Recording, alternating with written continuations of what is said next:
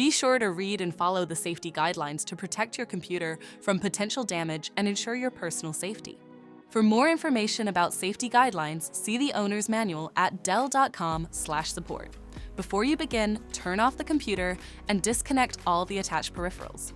To remove the camera assembly, unlatch the stand on the base of the monitor. Pry the back cover off the monitor and slide it off the system. Remove the 6 screws on the I/O cover and lift the cover off the system. Find the system board shield and remove the 4 screws. Lift the shield off the system. Identify the camera assembly and disconnect the cables. Remove the piece of tape and the 2 screws securing the assembly. Lift the assembly out of the system.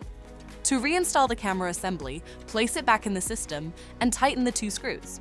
Reattach the piece of tape and reconnect the cables. Place the system board shield back in the system and install the 4 screws. Secure the I/O cover on the system with the 6 screws. Slide the back cover back on the monitor and relatch the monitor stand. For more information about your Dell system, visit dell.com/support.